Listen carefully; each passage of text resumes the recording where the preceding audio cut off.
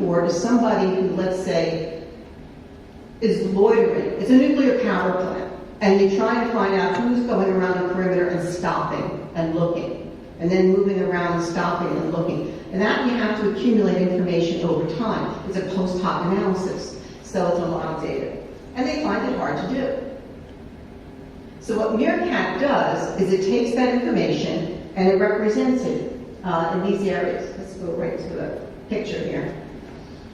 So it's a multi-panel. It's written in Java. In the center, we usually have geographic location, and this happens to be Washington, D.C. We can either use street-level maps. You can use Esri. In fact, we built it originally for ESRI's ArcGIS system because that's what the military uses in a lot of places. Now we're working with NASA Whirlwind. If you're not familiar with GIS systems, or if you are and you don't know about NASA Whirlwind, check it out because it's an open source GIS system that's getting a lot of work done on it. So we can use Microsoft Virtual Earth. We actually don't do it with Google for a number of reasons, which I won't go into right now.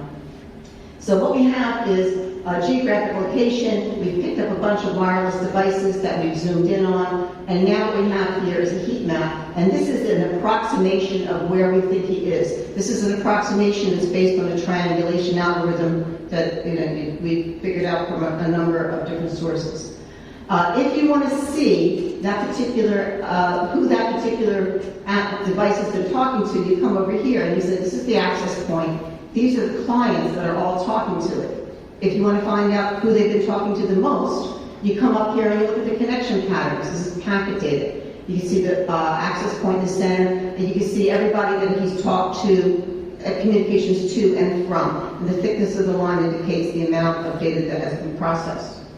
We have timelines down here. We look at channel distribution. Those people who are trying to find the bad guys in an area will look at channel distribution because it would be unusual for somebody who keeps their SSID named Linksys or Netgear to run on something other than the default channel. Usually if somebody changed their channel, they know enough about the system that they're fairly sophisticated, and yet why would they keep the name Linksys or Netgear? The technology itself is cross-platform. It was built in Java. It is undergoing beta testing in a military organization and somebody in the intelligence community, and also a large security company on Long Island is using it and testing it out. And we are planning releases to the government and commercial releases. We'll probably, as soon as we get through export controls, we'll probably have a small version of it downloadable that's just freeware so that everybody can try it out. But then for commercial partners, we'll have a more ruggedized and robust version.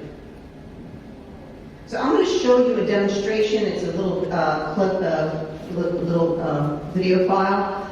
And I just want to give you the background for this. This is a demonstration that we did that really capitalizes on a big cyber crime case that happened within the last year. I'm not sure how many of you are familiar with TJ Maxx, but within the last year, a criminal got outside TJ Maxx. They found a poorly encrypted wireless access point. They hooked into it, they burrowed into the network of TJ Maxx, and they pulled down over 40 million credit card numbers. Now, we thought it would be kind of interesting to drive around our local mall and find out if there are stores that have made the same mistake. So our local mall is the Walt Whitman Mall in Melville, and we drove around. And now I gotta say that some of the data in here, we changed the names of the stores, and some of it refreshed the information a little bit for a good demo. But this is but I'll show you the demo, and this will show you what we found at the Walt Whitman Mall. Just to give you a little perspective, when you look at this video, what you're going to see is a drive path. This, by the way, is Northport, New York, sleepy Northport, New York, which is about a mile and a half drive path. And you'll see that at Walt Whitman Mall. And this is how many wireless routers, access points were found in sleepy Northport, New York. There were 283 in 1.5 miles of a suburban neighborhood with half-acre housing. And kind of interesting to see what was going on each one of those. And most of them, many of them were unencrypted. The ones that are red were unencrypted. The ones that are blue were encrypted. What's white? Actually, white was, this is an early version. White was it just happens to be the picture of the sort of the mic, and we changed it. We now have little different icons. This is an early picture, so that was just an access point. Now we use in color coding this red for unencrypted, light blue for web, and dark blue for WPA, but it's totally configurable. It depends on what your purpose is. If you're trying to break in, then it might mean something else. And then one of the other things you're going to see in the video clip is the network topology. So here is an access point. These are the clients that are hanging off of it. And we've been able to, and then what you can see is a variety of access points and who's been hanging off of it. You can click on these and right-click on them. You get all kinds of information about who that client is. And you can find out who else that client has connected to. So let me turn over to the video. Channel distribution.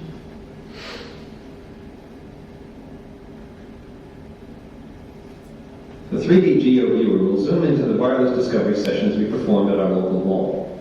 The Device Explorer shows the 2 discoveries per day over the course of a week. A total of 14 drives were performed, as shown next to the location name. For each drive, you can see the total number of networks detected. We can show each drive path that was performed around the mall. In this case, this was the last drive. As we bring in all of the networks, we can see a lot of clutter. The icon color and shape are used to indicate the attributes of the network, in this case, encryption.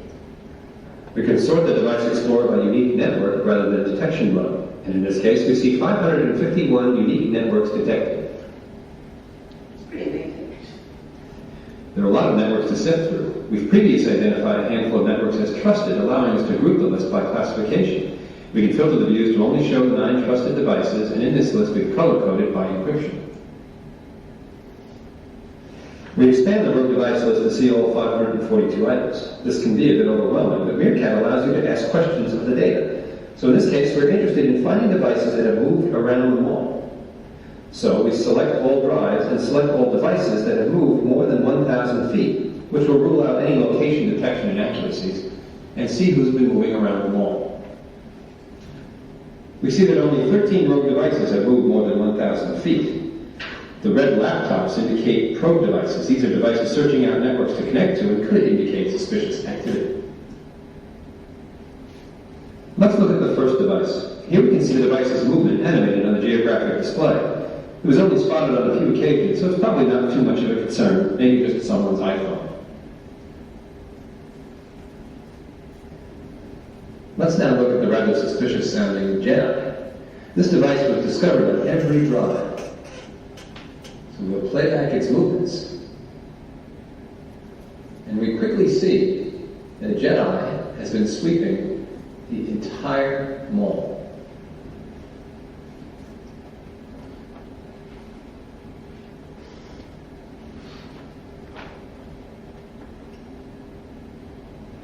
This makes us curious. Which of our trusted nodes did Jedi get near enough to perhaps attempt to break in? We can figure that out by turning on Jedi and then only our trusted nodes, and then stepping through one at a time to see which nodes Jedi was near. That's the point of service, that's the point of sale scanner. You pick up scanners, assign them all, major access point, which was well encrypted. We can turn on all detections at once and quickly see that a fair amount of time was spent at the south end of the mall near MetaVisor and New York Restaurant. On those 2 networks. If we first look at the interpolated signal range for MetaVisor, we see that the latest position of Jedi is out of that range. We also see that MetaVisor is not encrypted, and apparently not as critical as New York Restaurant, which is encrypted because it may be doing credit card transactions. So instead, we look at the signal range of New York Restaurant, and we can see that Jedi has spent a significant amount of time within range of that node. Our network topology view shows the entire history associated with New York Restaurant. We can see on the evening of August 22nd,